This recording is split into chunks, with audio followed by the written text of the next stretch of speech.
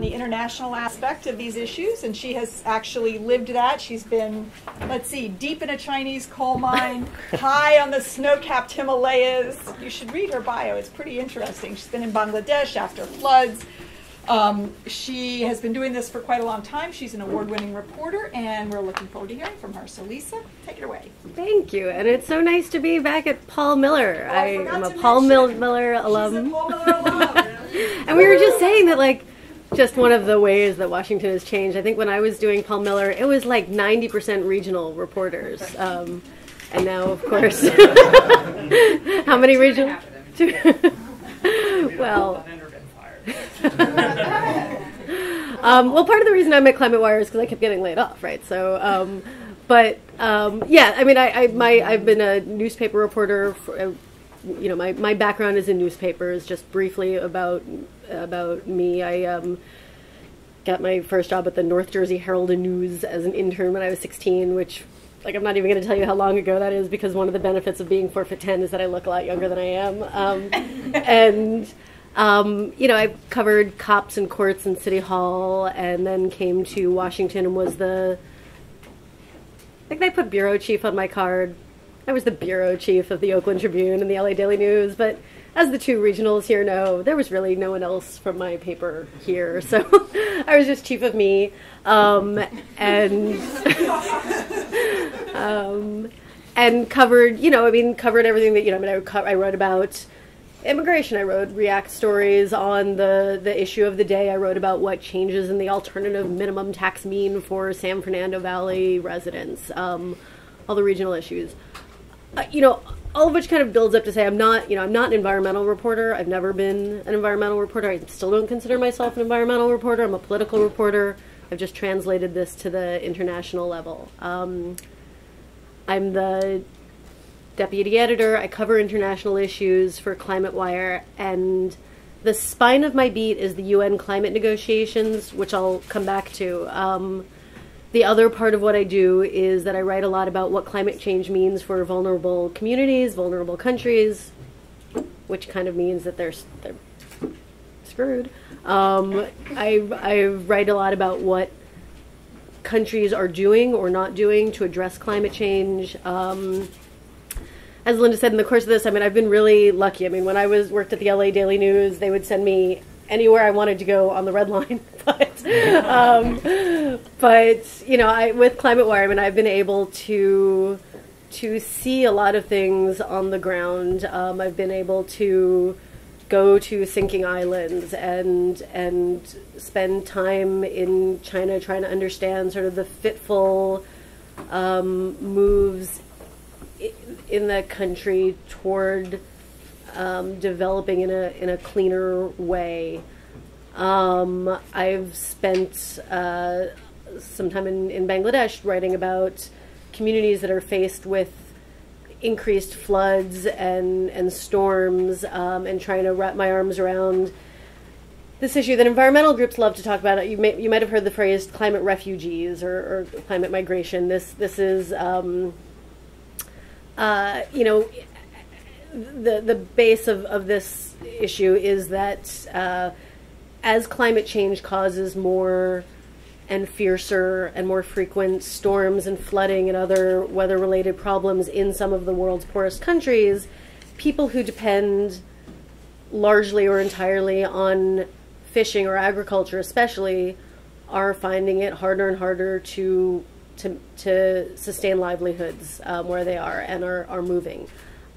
We tried to go to Bangladesh to tell that story, or we went to Bangladesh to try to tell the story because I think at the time, and this was back in 2008, the sort of typical story of climate refugees was islands sinking, people have to leave, where do they go? And it's a powerful story and it's an interesting story, but I think we also felt it was kind of an easy story that I wanted to write about what does climate change mean in a country where you have, I forget my statistics now, but incredible levels of poverty, terrible infrastructure, terrible civic infrastructure, and then layered upon that terrible and increasing natural disasters.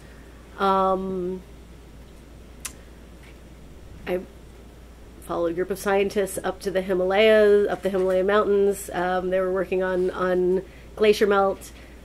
Maybe you can tell by looking at me, I'm not really like mountain climber girl. I thought I was going to die every minute of that trip.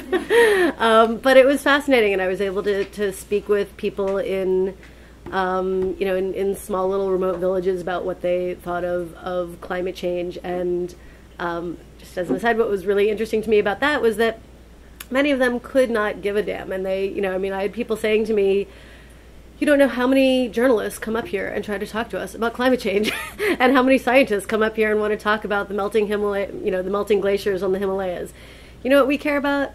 Clean water and sanitation. And so even in places where you might think that there is not just a heightened awareness, but more cause perhaps to care about climate change.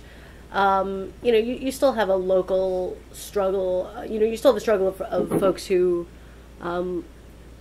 like here. It's just even if they care about the environment, it's not their top environmental issue. And just on this, sort of very interesting but maybe remote for some of you, story or series of stories about impacts in other countries. I think this is, since I talked to Linda, I've been trying to think about how to localize some of these stories. And it's incredibly hard to tell some of these stories if you're not there. And obviously, most of us work for news organizations that are not interested or don't have the money to get us to places where people are dealing with some of the biggest impacts of climate change. I think some avenues into these stories, though, are local communities. If any of you, especially regionals, if you work for papers with large immigrant communities, that is an avenue into a story. If you've got a Filipino community in your town, you've probably already written about relief efforts to Typhoon Haiyan from last year, but there's also and I don't mean to target Filipino community, really any community. I mean, their country has a position on the climate talks, which again we'll get to. Their countries are dealing with different things. There's plenty of resources that I can direct you to. I didn't write them all down here because for each part of the world, there's different places to go. But if this is something that you're interested in pursuing, you can always call me. I mean, name a country and I've got 10 or 15 experts on climate change in that country or that part of the world. So I'm going to leave that aside for now, and I thought it would be useful to give you a 50-cent tour of the UN climate negotiations. Is anyone here, are you guys, what's the level of familiarity? Kyoto Protocol? No. Yes. Copenhagen. You know generally. Yeah. Why don't you give us some? I know it's a thing. Okay. No, this is good because we should know more about. And it is. And if this had been last year or 2 years ago, I would have said, don't bother getting into this. But actually, this is the point when it is useful to know this process and what's happening, because the next year and a half are going to be a big deal. There's supposed to be a new, I don't want to call it a treaty because it probably won't be a treaty, but there's supposed to be a new agreement, a global agreement that will be signed in December of 2015 in Paris.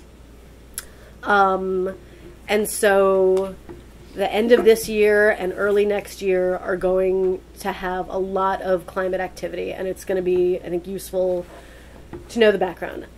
As I do this, I'm going to use some jargon. I promise you, I write for people who really care about this stuff. I don't even use this stuff in my stories, but I'm going to use it. I'm going to explain what it is because it's important to know it as you cover this process. And on the Evan and I both have some source lists for you.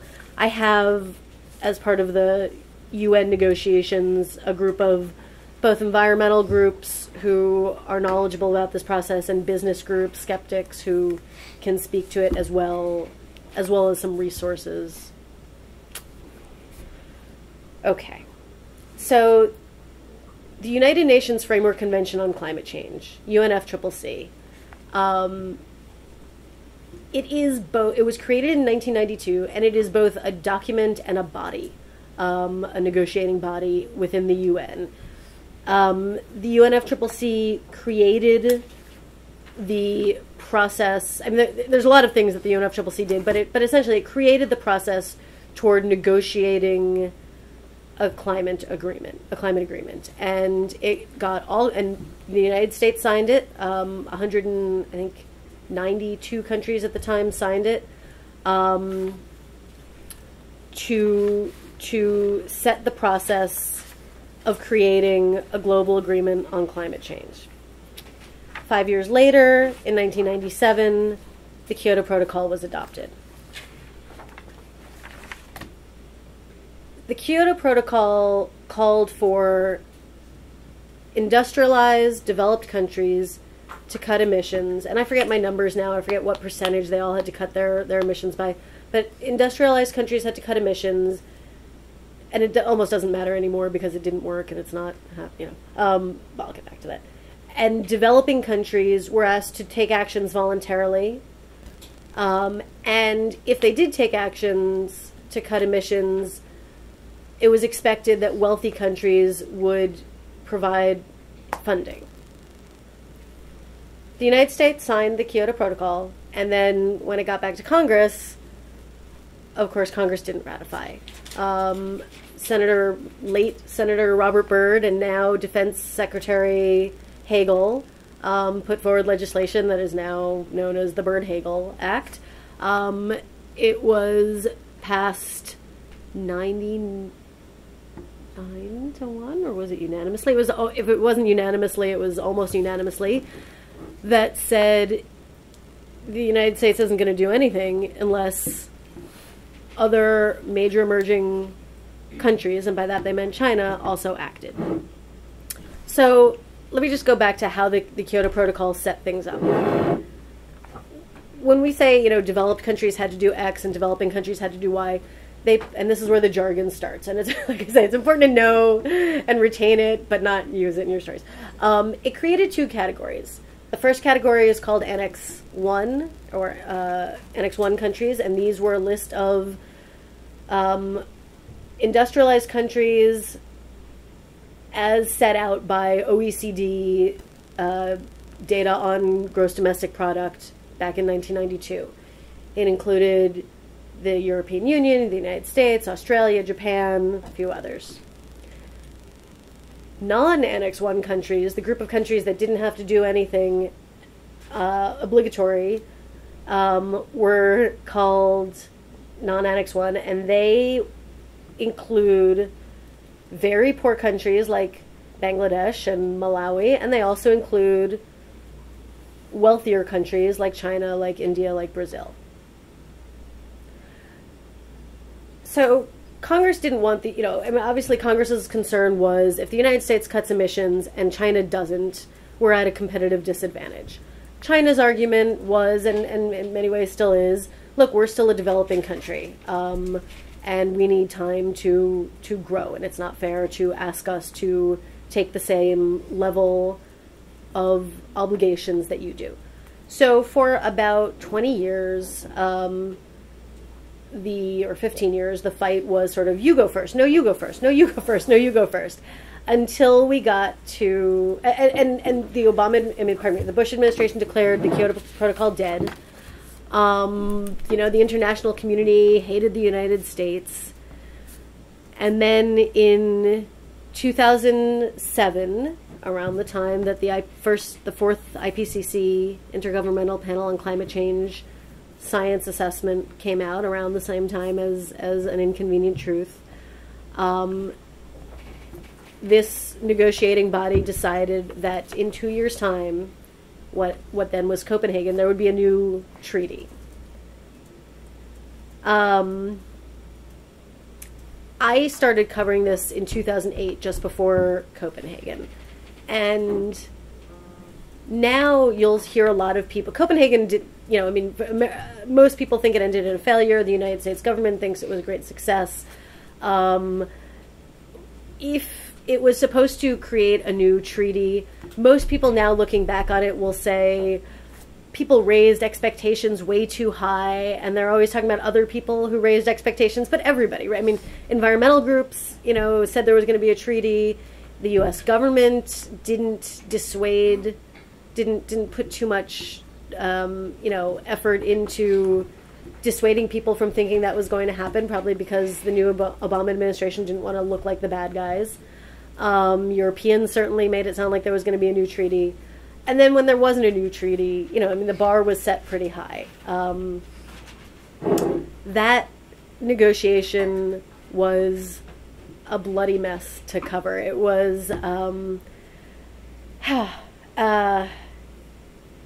you had 192 governments fighting over how to develop a new treaty that no one had agreed would be developed, actually.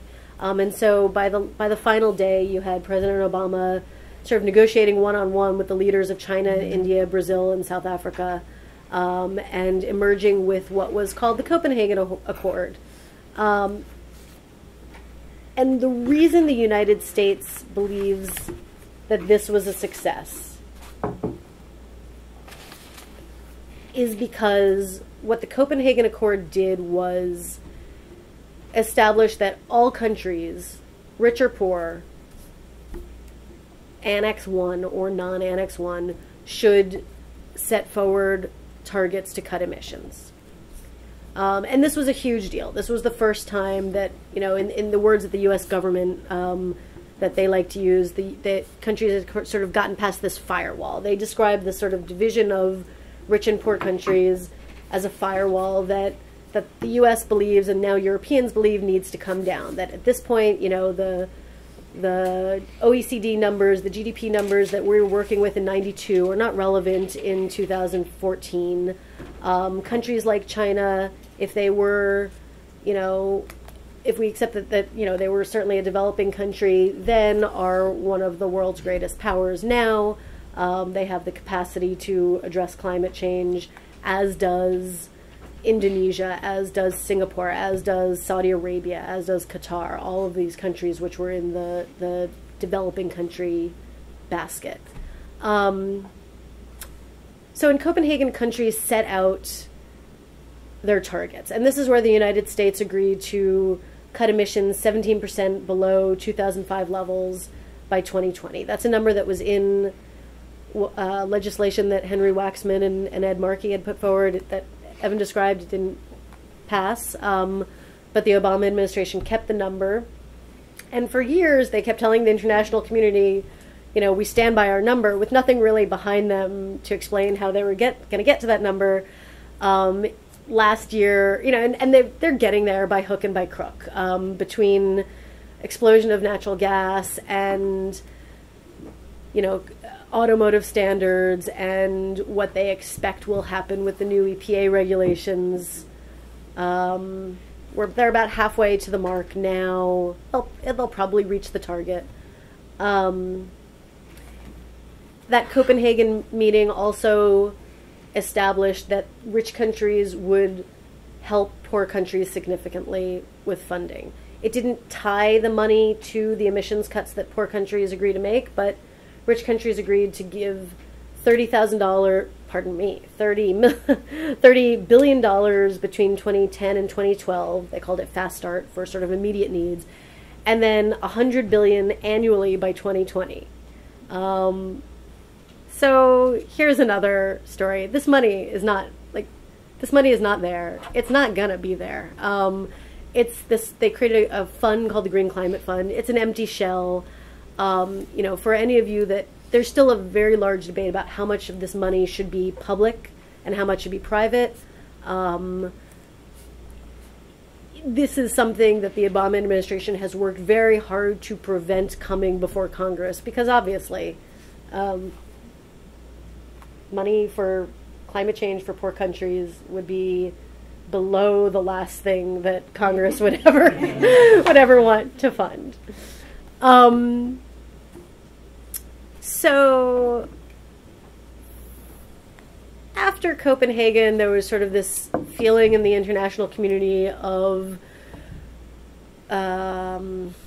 hopelessness and despair, because people hadn't gotten the treaty that they wanted, and somehow they kind of kept this process going. There was a lot of questions about whether the UN was really the right place to deal with climate change. Finally, in 2011, and if you cover this process, you start to think of these UN meetings not in the year they were held, but by place. So people refer to things like, well, in Durban or in Poznan. In Durban, countries agreed to agree because this is how the UN works. They even have something called a non-paper paper, which is a serious thing. It's a thing. It's a crazy thing. They agreed to agree that by December of 2015, which is when these UN conferences are generally held in December, countries would create a new agreement. So I wrote down the wording of this because this is complicated and worth going over a bit. So first of all, what kind of agreement would this be? Well, this 2015 agreement is... Sorry, let me find my paper because I cannot remember this stuff off the top of my head. Okay. They called it the Durban Platform. It launches a process to develop a protocol, another legal instrument, or an agreed outcome with legal force under the convention. So basically, they gave themselves lots of latitude. The United States does not want this to be a treaty because a treaty cannot be ratified by Congress. I mean, Congress couldn't even ratify a disabilities treaty. There is no way that this is going to fly in the Senate. Many countries, Europe really wants this to be a treaty. Developing countries want this to be a treaty because they believe that unless it's a treaty, it's really just all voluntary. And how do you know that countries are really going to do what they say they're going to do? The next rhetorical craziness in this is that the new agreement will be applicable to all parties under the convention. So, all of these things are code words. The UN is filled with code words.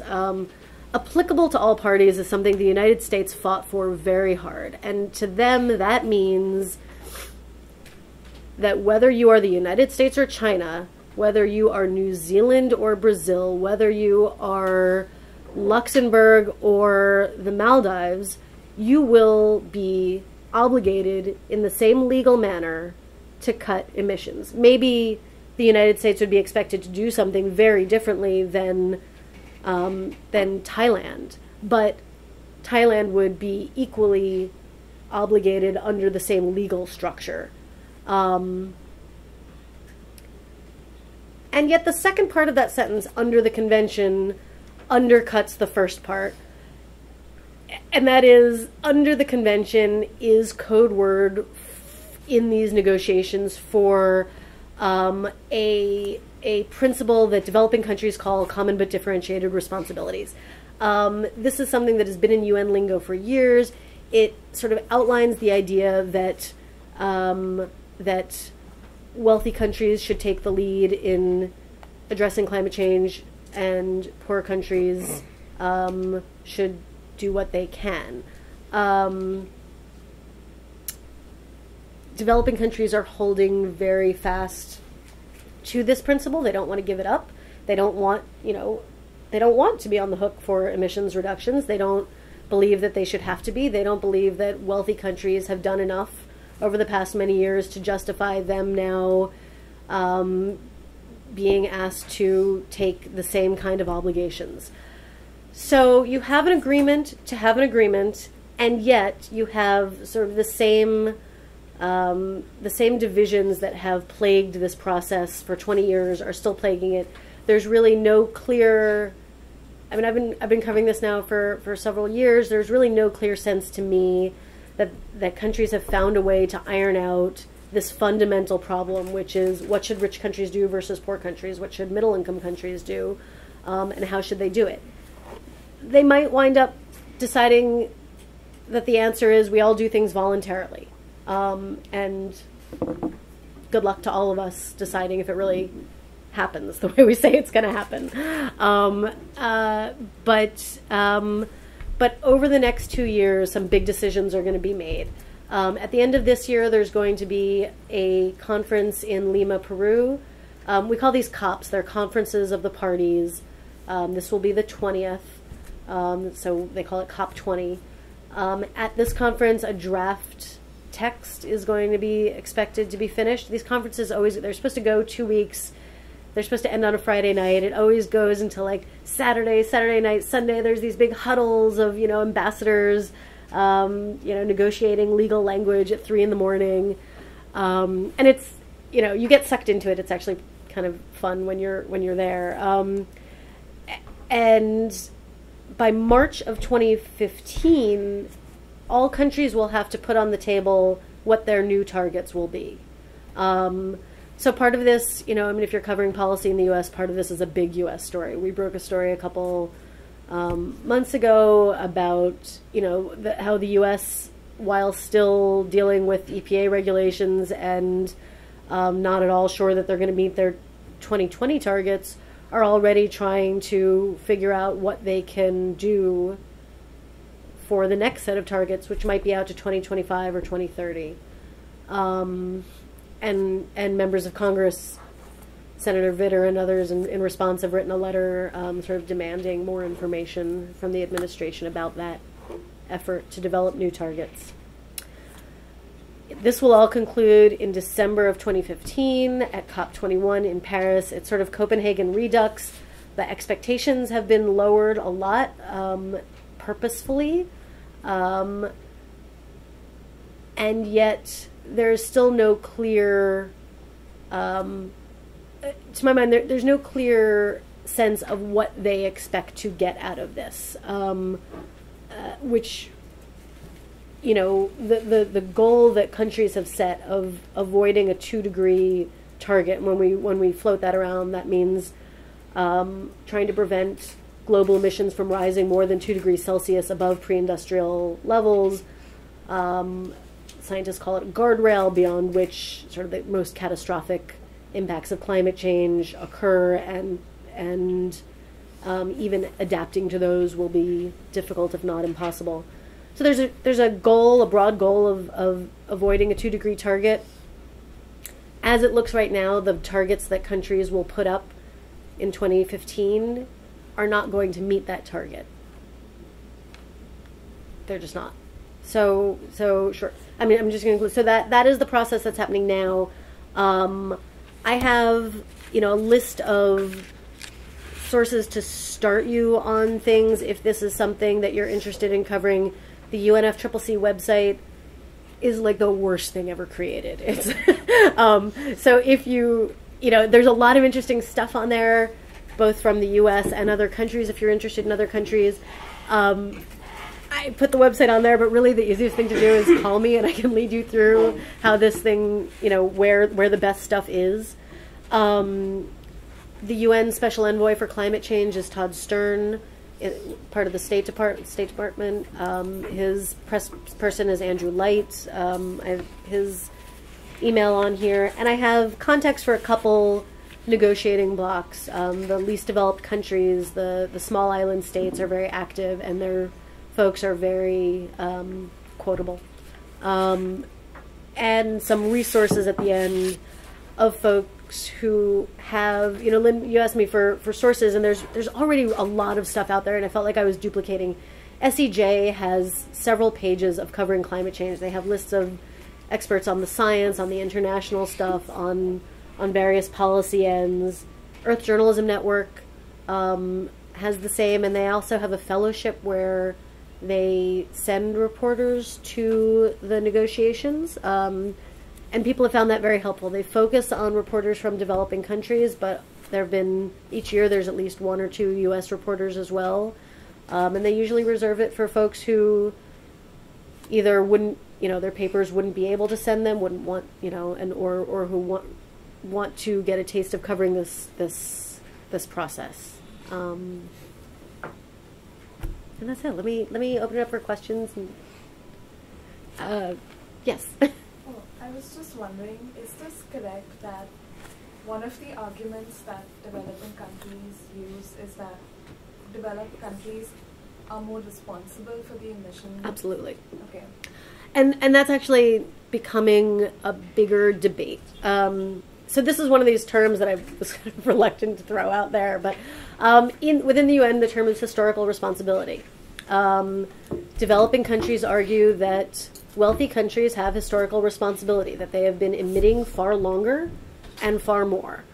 And that is true. What is also true is the latest IPCC report found that half of global emissions, going back to 1750, which is when they usually start these baselines, half of global emissions from dating back to 1750 have occurred in the last 40 years. That's a China story, mostly. I mean, it's also in India and some other countries, but that is fundamentally a China story. And that is the kind of thing that is turning the debate over historic responsibility on its head. Because going forward, developing countries are going to be the most responsible for climate change. And that's where some of the biggest agita is coming from in these debates, because developing countries, everybody has a vested interest. Developing countries have a vested interest in focusing on the years that pass. Developed countries have a vested interest in focusing on the years that are happening and that are coming.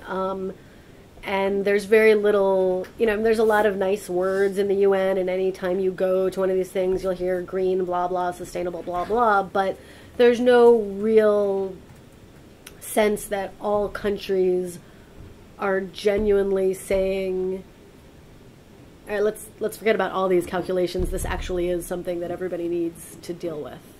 Everybody's still kind of laying blame. Mr. President, sorry. What happens if... That's so spooky. Yes.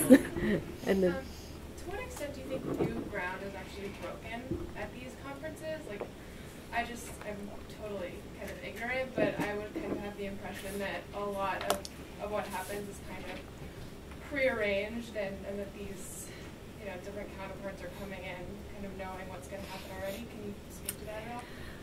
I mean, I think that, so I've been surprised at things that have happened. Let me answer that both from what actually happens in the process and covering it. If any of you go to cover one of these UN climate meetings, so there's a lot of prearranged stuff. You could be the laziest reporter in the world and sit in the press conference room and still get stories, right? Because the way it works is every half hour there's a press conference from a different group of countries, and those countries come and they give their spiel and they explain where they are in the negotiations, what they want, what they don't want. You can, and you can talk to them about sort of what their strategies are. There is stuff happening in the plenary, which is a lot of speechifying, which is all prearranged. And then there's things happening in back rooms. And so as a reporter, like, your first year covering this is just the most awful thing, because you have no idea. You have no idea. Like, you're in the press conferences and you're covering the plenary, but then there's reporters who are getting these stories and you're like, where did this even happen?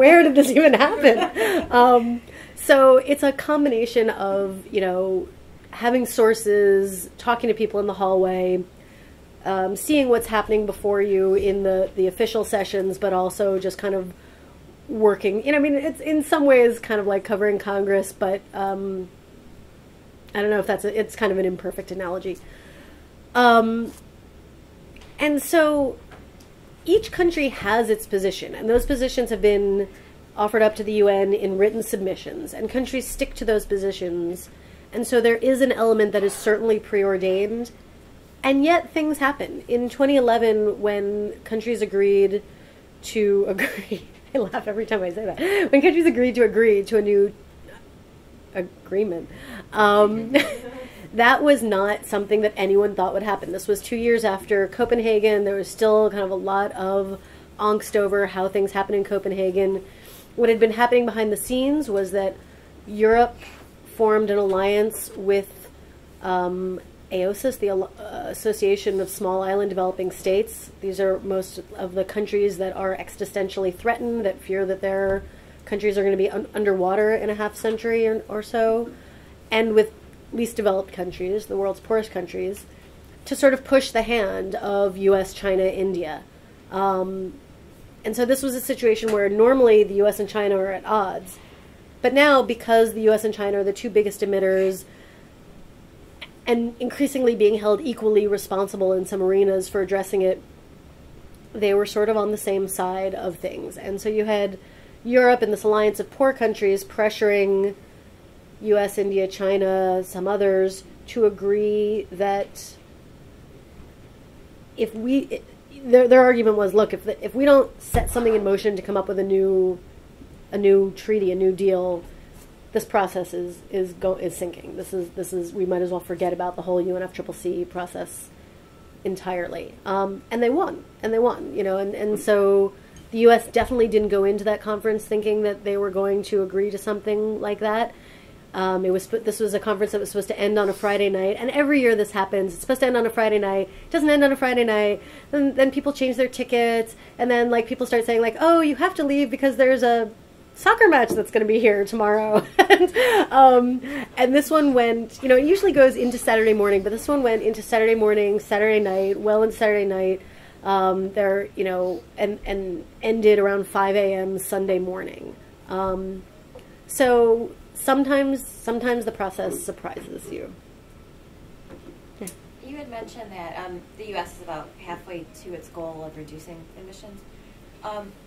Who measures that? Who's responsible for calculating? How do you? Yes. How do you get there? So I don't entirely. So the EPA does it for us. Each country is obligated to submit, sort of how it's doing to the UN, and some countries have the capacity to do it, and some countries don't. So, the lab, I forget what lab. Is it Oak Ridge? One of the DOE labs is in charge of doing it for us, but I would have to email you about who because I can't remember offhand. Okay. But it's done through the EPA and DOE. And if you're interested in who's emitting, the EPA has created a greenhouse gas inventory that lists all of the businesses by name that produce their certain amount of emissions. And those are fun local stories. If you're regional, if you're looking for the worst polluters in your city. Yes, totally. So just on sort of localizing the story, I would say that I often have problems with this. When I first started this beat, I would ask everybody I talk to, well, if I'm in Ohio, if I'm in, Minnesota, why should I care about what climate change means in Bangladesh? And I would never get a good, and they couldn't give a good answer, And so I think, as I try to think about localizing this story for you, I kind of go back to, it's a really hard thing to do, and it's not clear that there is a good reason beyond, one world, blah, blah, we should all care about each other. But that didn't mean that to come out as cynical, is it? But I do think that one of your best entrees into this story, especially if you're regional, and we can talk about other ways if you want, is your local communities, because they're stories of both impact. When I was a regional reporter, the single biggest issue that I worked for California Papers, and the one issue that Democrats and Republicans all agreed on was the Armenian genocide issue, because there was a huge Armenian community in California. And they also cared a lot about trade in Armenia. So I think I think what communities have to say about climate change locally could be an interesting Washington story. It's also interesting to me if communities don't care. If you have an Indian community in your coverage area, if you have a large, if you have a large immigrant community from Africa, wherever this is, if climate change is not on their top tier list, I think that's also something that's interesting, because certainly a lot of these groups that are really well organized and often lobby in Washington, they're plugged into what's happening at home, and if climate change isn't a big issue for them, to me, I feel like that's sort of telling that the issue is not really, doesn't really resonate even in the countries where it's most a problem. When I'm reporting on any kind of climate stories, they always want, HIPAA always wants us to have a quote or something from someone who, even if it's not even a debate story, just, we need to get the view of someone who doesn't believe in the other view.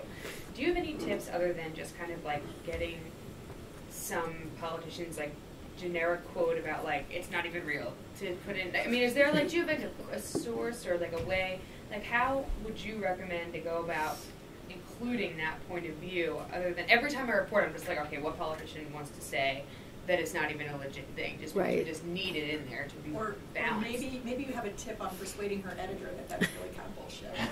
Right, yeah, well, you can do that. But the job and the rent and the stuff is going to keep it. Yeah, like we were talking about that. And so I guess two things. I mean, one, admittedly, I mean, we come to this from a publication that, I'm like Evan covers Heartland. I write a lot about people who have a lot of problems with this process. And while we write about skeptics a lot, because the way we cover this issue is so in-depth, we're rarely confronted with the kind of thing you're confronted with, which is, let's get a voice in here who doesn't believe in climate change. But because we're so,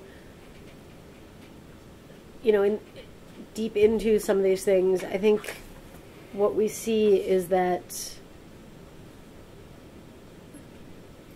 you can get a skeptic. To me, the story has moved from the science to the policy. And there's a wide range of opinions in the policy. And many of these people are skeptics, and you can include their voices in that story. Maybe without necessarily even dealing with the science issue. When I write about the UN negotiations, I mean, I have a group of people here who are from the State Chamber of Commerce, and Frank Maizano, if anyone writes about it in energy, you probably quote him like every week, with Bracewell Giuliani, he's a utilities lobbyist. Harlan Watson, he was the Bush administration's climate negotiator. Every one of them are skeptics. And you can, and they also know the process that I write about, this UN process. And in the course of quoting them, I will say that, whatever it is, Harlan Watson, who does not believe that emissions, are caused by, or whatever, that climate change is caused by human, activity, said the UN process is a piece of junk, quote, so this is a piece of that getting the other voice in, whether or not it's an important thing to do, is kind of in that person's head, and then you can use their other point of view that would be different than the majority point of view as their, okay. That was right, helpful. like I blend it in, but the point of the story is the policy and their sort of their perspective on the policy. You probably dwell a lot more on the skeptic, the outright science part. I mean, if I could add, if you don't conflate the science story and the policy story, you probably don't have a problem, right? Because if you're writing a policy story about cap and trade or whatever, you can find, alternative viewpoints legitimately on every side, up and down, each aisle. But if you're writing strictly about science, like say you're writing about the science report that's coming out tomorrow, there's also, sort of a varied degree of opinion differences among scientists themselves. Not whether greenhouse gas effect increases warming, not whether warming is happening, but about the impact of that warming and sort of how serious it's going to be over a certain number of years. No one knows, really. So, within the scientific community, you can sort of flesh out differences of opinion on that too. Thank you. you. That's helpful. Yeah. Other questions? Here's my question. Because you cover this all the time, and you're talking about how the hope that we could limit temperature increase to 2 degrees is pretty much dead now because nobody's really even aiming for that anymore. How do you feel about that on a daily basis? I mean, do you feel like, oh my God, this is an incredibly urgent global problem. We're all doomed unless we do something. I hope this doesn't come out wrong, but I feel like it's a great story. That's how I feel, It is right? a great story. I think, well, you, yeah. I mean, I'm not an advocate. I'm not. But I do think that I'm just going to sound too cynical. Right. I mean, it's a great story, and that's the bottom line. I mean, I'm here to find. It's a great story. Why? Right, because so I mean, as reporters for ClimateWire, I mean, our job is to find the most compelling stories in this space, right? Of threats and rising global temperatures, and on the you probably have a whole other set of things, but you know, on the international side, this is. I thought I would be bored at ClimateWire in a year. You know, I figured I would work here until things got better at newspapers. That is an awesome quote. And you know, and it's still the most interesting job and the best beat I've ever had because climate change it's an energy and an environment story, sure, but it's an economic story, it's a trade story. It's a immigration story. It's a story about health and national security. It's an intellectual property issue story if you're, you know, dealing with giving developing countries, you know, solar and other technology. So, I mean, it has its tentacles in everything. You know, and at the end of the day, I mean, this process that I cover is not actually about climate change. I mean, everybody's talking about climate change, but the UN climate change negotiations process is about money, and it's about development, and it's a proxy fight for what countries will dominate the global economy in this century, and that's. So yes, I mean it is worrisome. It is very worrisome. You know, I mean I don't think anything's going to happen until the food runs out. Is my general assessment. Yes, and it is worrisome. But you know my job is to sort of find the most interesting stories in this space, and they are everywhere. Yeah, I mean, I don't lose sleep over it. I think climate change is real, and I think that it's a real problem, but I think that it's translated through sort of national policies and economics and and sort of big questions that nations in the world need to answer. There are always hurricanes, and climate change might be making them worse. So I just don't. I just don't approach it from sort of an emotional perspective. Right. You brought up the hurricanes. I wonder if there's anybody in this room who covers any region or any topic where there's not some impact of climate change. And I'm thinking about weather. I'm thinking about droughts in California and water issues all over the West, hurricanes and rising seas, more tornadoes. Energy issues that may have environmental impacts. I mean, is there any place that's not really? Can you talk a little bit about how different aspects of climate change affect different readerships or regions? If I could, no, I think every place is affected in some way, and some places might be affected, positively for a number of years. But that's the problem, is the change. It doesn't matter if it's negative or positive. The idea that stationarity is dead. I don't know if any of you have ever heard that, but stationarity is this idea that that we construct all of our homes, we build all of our bridges, we run our lives based on this idea that events will happen within an envelope, with a lower edge and a higher edge within that envelope, and so there are people, there are scientists who claim that stationarity is dead because the extremes from climate now go beyond that. So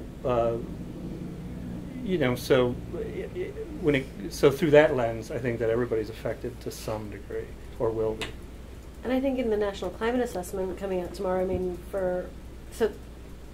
how many regionals are 2, 3? I mean, certainly there's going to be stuff for all of you in there. I mean, whether it's droughts in Texas or Sandy aftermath. There's a lot of agriculture issues. There's a lot of farm issues that are going to be addressed in it.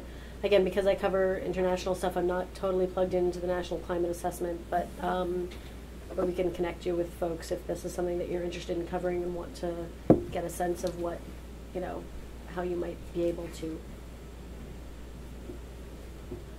But yeah, rising sea levels in Florida and subway system in New York and, Southwest fires. I mean, this is, pick a part of the country and there is an impact. Other questions? So there's an op-ed in the Wall Street Journal, today about Africa and climate change, and about how sort of there's a fight to sort of bring electricity to Africa, and how sort of the climate change debate is sort of being lobbed onto that.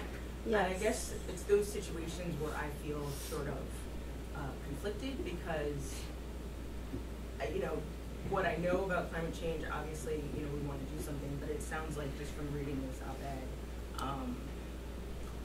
as much as people want development and industrialization so that people can avoid using more dangerous materials to provide electricity for basic, business needs, there's still sort of this push on like the American side, because people don't want, people are just like, oh, well, they're fossil fuels, and the whole fossil fuel folks are kind of against industrialization of Africa and how you actually bring, I'm sort of trying to understand it, and basically my question is, how do I make sense of an article or an op-ed like this, where it's just, there's so many sort of conflicting sort of just points of view, and what's the way forward when you read things like, well, they don't, they have the lowest, they're 20 energy times access, more, we're 20 times greater in terms of higher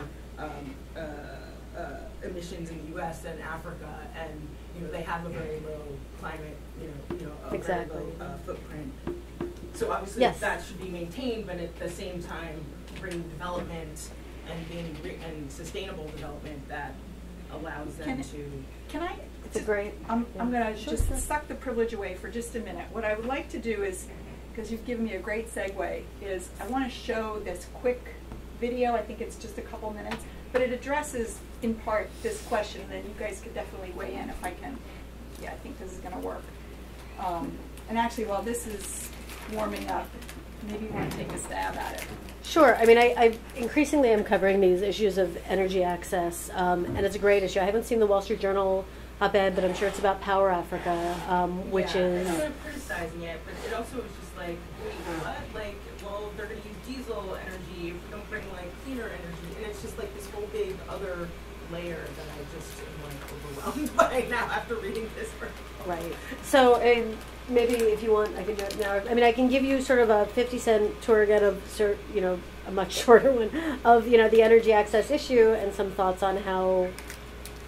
I think the way to take a bite out of any huge story like that is a small one for a reporter. But yes, I mean, there are one of the biggest debates in climate change now is how the poorest countries with the lowest levels of energy access should develop their energy systems. The Obama administration has an initiative called Power Africa. Ed Royce, chairman of the Foreign Relations Committee, has taken up the issue, and they're called Energy Africa, Powering Africa. It's a very similar worded bill to the Obama administration initiative. But the goal is to ramp up energy access throughout Africa. The question is, how is that done? And that question translates into debates that we're seeing around the world in different arenas. Last year, the United States Treasury Department announced that it would no longer provide loans through the World Bank or the Export-Import Bank to countries who were developing coal plants. Actually, that's not true. To anyone but the world's poorest countries to develop coal. The World Bank followed suit. Other multilateral development banks, like the European Bank for something, did as well. So the question has been, countries need to develop energy. Environmental groups argue that the focus should be small, decentralized energy systems. Coal companies and others say, look, countries deserve to have the same level of energy access as the West. And that means cars, and that means factories, and that means a grid, and that means coal plants, or it means natural gas. And so there's a really fierce debate happening about not just what kind of energy systems that should be, but if it is clean, if it is solar, if it's wind, does that mean that poor countries like those in Africa are, that we're solving climate change on the backs of poor countries, that we're making them responsible for developing in a way that we did not develop when we became a wealthy, energy-rich country. It's an ongoing debate. I think that, the best way to from an international perspective, the best way to tackle some of those stories are by country, because each country has a unique energy system. There's also a lot of really interesting things happening at the World Bank that I can tell you about if that's an area that you're interested in covering more of. I was only 4 years old when I saw my mother load a washing machine for the very first time in her life. That was a great day for my mother. My mother and father had been saving money for years to be able to buy that machine. And the first day it was going to be used, even Grandma was invited to see the machine. And Grandma was even more excited. Throughout her life, she had been heating water with firewood, and she had hand-washed laundry for 7 children. And now she was going to watch electricity do that work. My mother carefully opened the door, and she loaded the laundry into the machine like this.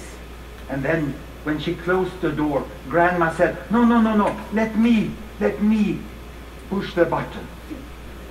And Grandma pushed the button, and she said, oh, fantastic, I want to see this, give me a share, I want to see it. And she sat down in front of the machine, and she watched the entire washing program. She was mesmerized. To my grandmother, the washing machine was a miracle. Today, in Sweden and other rich countries, people are using so many different machines. Look, the homes are full of machines. I can't even name them all, And they also, when they want to travel, they use flying machines that can take them to remote destinations. And yet in the world, there are so many people who still heat the water on fire, and they cook their food on fire. Sometimes they don't even have enough food. And they live below the poverty line. There are 2 billion fellow human beings who live on less than $2 a day. And the richest people over there's 1 billion people, and they live above what I call the airline. Because they have spent more than $80 a day, on their consumption. But this is just 1, 2, 3 billion people, and obviously there are 7 billion people in the world, so there must be 1, 2, 3, 4 billion people more who live in between the poverty line and the airline. They have electricity. But the question is, how many have washing machines? I've done a scrutiny of market data, and I found that indeed the washing machine has penetrated below the airline, and today there's an additional 1 billion people up there who live above the wash line. And they consume for more than $40 per day. So 2 billion have access to washing machine, and the remaining 5 billion, how do they wash? Or to be more precise, how do most of the women in the world wash? Because it remains a hard work for women to wash. They wash like this, by hand. It's a hard, time-consuming labor which they have to do for hours every week. And sometimes they also have to bring water from far away to do the laundry at home. Or they have to bring the laundry away to a stream far off. And they want the washing machine. They don't want to spend such a large part of their life doing this hard work with so relatively low productivity. And there's nothing different in their wish than it was for my grandma. Look here, 2 generations ago in Sweden, picking water from the stream, heating with firewood and washing like that. They want the washing machine in exactly the same way. But when I lecture to environmentally concerned students, they tell me, no, everybody in the world cannot have cars and washing machines. How can we tell this woman that she has a washing machine? And then I ask my students, I've asked them over the last 2 years, I've asked, how many of you doesn't use a car? And some of them proudly raise their hand, and say, I don't use a car.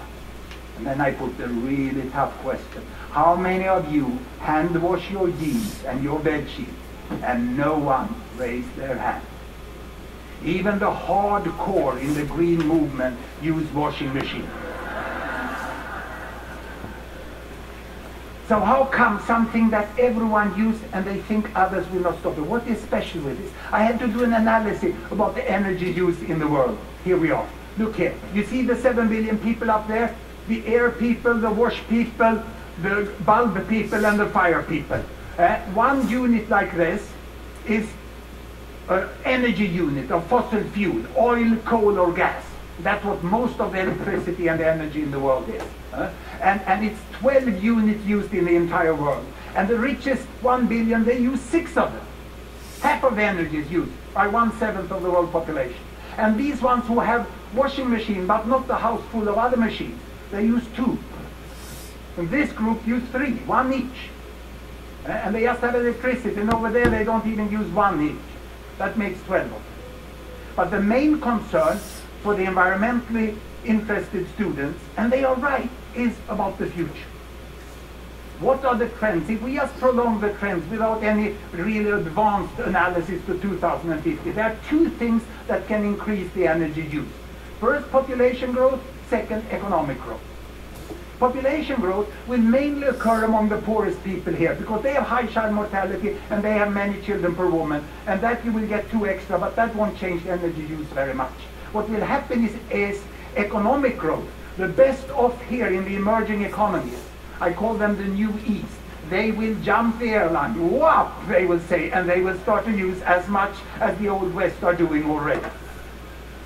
And these people, they want the washing machine. I told you, they'll go there, and they will double the energy use, and we hope that the poor people will get into the electric light, and they will get 2-child family without a stop in population growth, but the total energy consumption will increase to 22 units. And these 22 units, still the richest people use most of them. So what's needed to be done? Because the risk, the high probability of climate change is real. It's real. Of course, they must be more energy efficient. They must change behavior to some way. They must also start to produce green energy, much more green energy. But until they have the same energy consumption per person, they shouldn't give advice to others what to do and what not to do. Here we can get more green energy all over. This is what we hope may happen. It's a real challenge in the future.